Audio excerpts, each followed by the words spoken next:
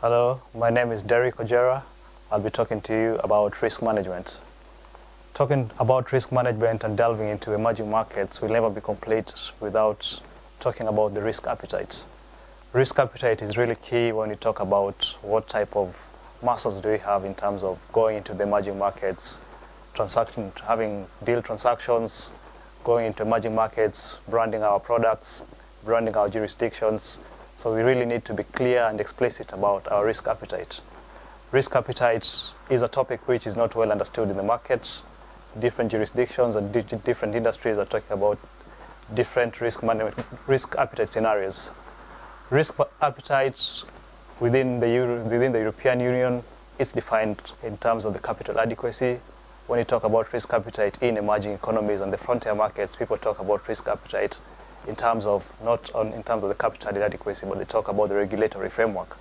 The regulatory framework example in emerging markets, like in Singapore, we find the tight regulatory frameworks, but with very fluid and very loose capital adequacy requirements.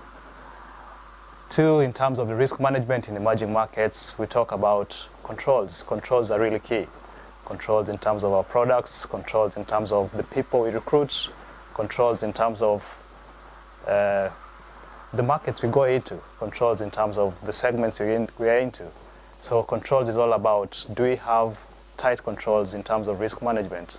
Do we have controls that are more forward-looking, that are more pragmatic? Do we have controls that will help us in terms of forecasting the type of economic climate, focusing on conventional wisdom of risk management? And the risk management part now going forward will be interesting now when you talk about the credit side of the risk management. The credit side of risk management comes into place on issues like the credit approval process. Here where we form risk and control committees. The risk and control committees form the governance framework of the senior management to take ownership and responsibility of the deals that go forward and where the bank will be, or the institution will be marketed into. So risk and control framework in terms of forming or approving as an approval platform for transactions that will be coming into the bank is becoming a very, very significant part. This involves maybe issues like the chief risk officer who's coming into the bank. It will involve head of products. It will involve the head of jurisdictions coming into a round table and creating a debate on, is it a worthwhile investment? Is it sustainable? That's where the governance framework comes in. Does it fall within the ethos and the strategy of the bank? So it's more of taking ownership. It's more of we'll be in it together. We'll discuss. We'll debate about it. The deal will be brought to the bank. But at the end of it all, we've taken ownership and we've formed different scenarios. We have a good mathematician called Pascal Weger. Pascal Weger is somebody who came up with different scenarios. He's an economist stroke a mathematician from Harvard University. He formed a clear scenario of whether there's a God.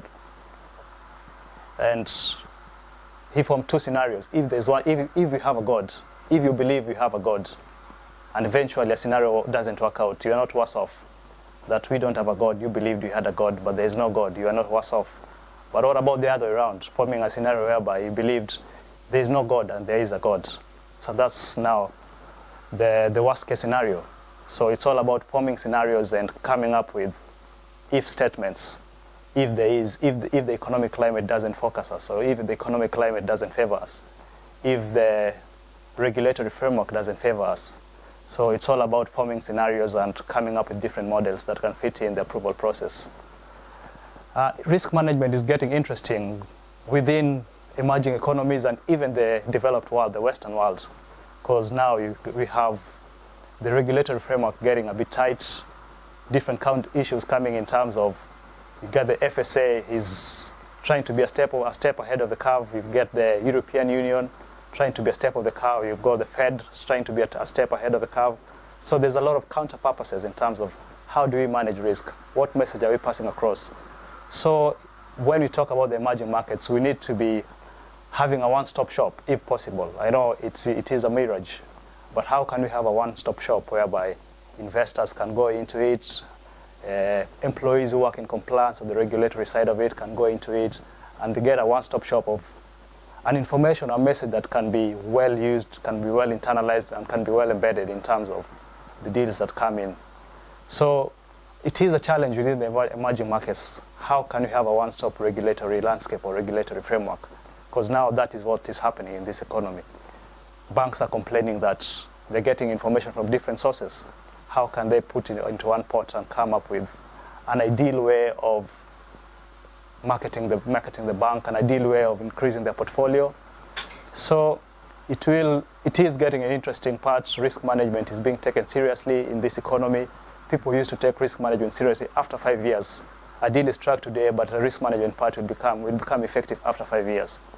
But now you're getting risk management is on board from when the deal is coming on the bank. Even you have people who are relationship managers. The ethos and their responsibility is to do within risk management. When you go and talk to clients and try and strike a deal, they are there to be able to analyze the worst case scenarios. We normally talk about risk managers as people who are control freaks, but in this climate going forward, we need people who are a bit control freaks, having the appetite to have the values of the bank of independence. Yes, we need to improve the share value. Yes, we need to be excellent in what we do. Yes, but it needs to be done within the right framework, within the right jurisdiction.